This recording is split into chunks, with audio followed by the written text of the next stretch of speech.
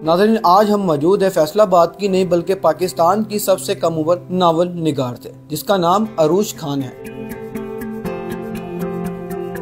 The echoes of Erebus टिजियन तकरीबन 350 words की है। इसकी वर्ड काउंट होगी 70 to 80,000। जब मैंने अपनी देखी कि मेरी राइटिंग किस ज़ुबान में ज़्यादा बेहतर है तो वो इंग्लिश लिटरेचर में ज़्यादा बेहतर थी, तो मैंने सोचा कि इसी में ही लिख लेते हैं।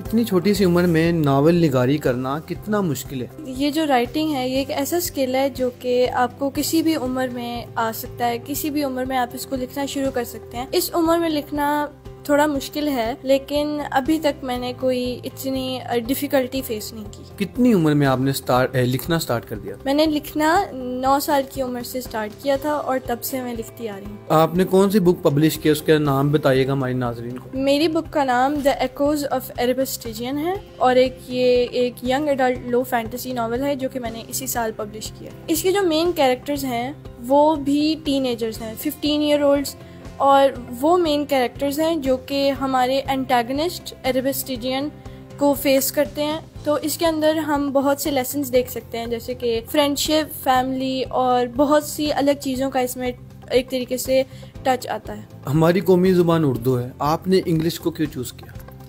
मैं बचपन से ही ज़्यादा इंग्लिश किताबें पढ़ती थी, तो जब मैंने अपनी देखी कि मेरी राइटिंग किस ज़ुबान में ज़्यादा बेहतर है तो वो इंग्लिश लिटरेचर में ज़्यादा बेहतर थी, तो मैंने सोचा कि इसी में ही लिख लेते हैं। आगे ये कोशिश है कि हम द एकोज ऑफ एरबस टिजियन को उर्दू में ट्रांसलेट करें और अगर पॉसिबल हो तो फ्यूचर में इंशाल्लाह कुछ उर्दू में भी लिखें।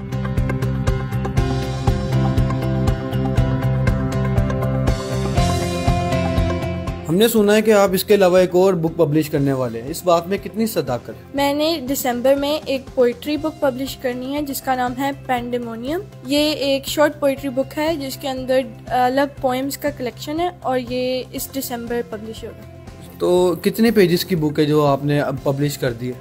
द एकोज ऑफ एरबस टिजियन तकरीबन 350 वर्ड्स की है, 350, और इसकी वर्ड काउंट होगी 70 to 80,000। अब तक कितना बिजनेस कर चुके हैं आप?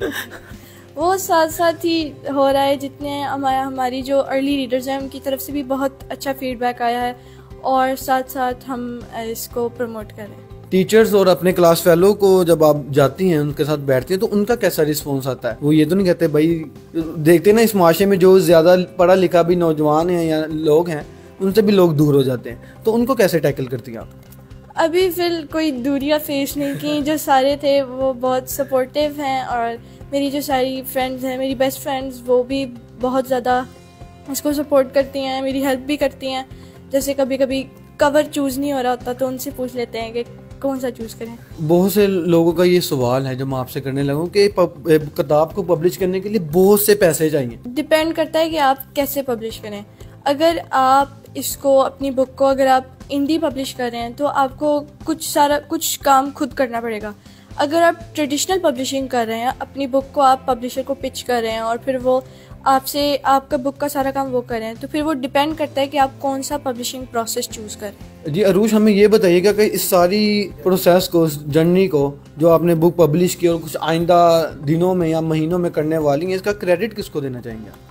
इसका क्रेडिट बहुत से लोगों को जाता है, जैसे कि मेरे पेरेंट्स, मेरी ग्रैंड मदर्स, ग्रैंड फादर्स, सबको। मेरी टीचर्स भी हैं जिन्होंने मुझे बहुत सपोर्ट किया, मुझे बहुत फीडबैक दिया, और मेरी फ्रेंड्स, बहुत से लोग हैं जिन्होंने सब ने मिलकर ही इसी राइटिंग और पब्लिशिंग के प्रोसेस को आसान बनाया और मुझे इसमें सपोर्ट करते हैं। अरूज खान, ये बताइएगा कि आप अपने जैसी स्टूडेंट्स को, नौजवानों को क्या पैगाम देना चाहेंगे आखिर? मेरा यही पैगाम है कि आपके पास अगर राइटिंग या आर्ट या कोई भी ऐसी चीज़ का स्किल है जो जिसके अंदर आपको क्रिएटिव एक्सप्रेशन चाहिए, जिसके अंदर आप अपने थॉट्स को एक तरीके से शो कर रहे हैं, तो आपने उसको कभी जाने नहीं देना। उस स्किल के ऊपर काम करते रहें। अगर आपके पास वक्त नहीं है, अगर बीच में स्टडीज़ आ रही हैं, फिर भी उसको ना भूलें और उस पर काम करते रहें, क्योंकि ये एक बहुत ज़रूरी चीज़ है और हमारी जो सोसाइटी है, जो हमारी दुनिया है,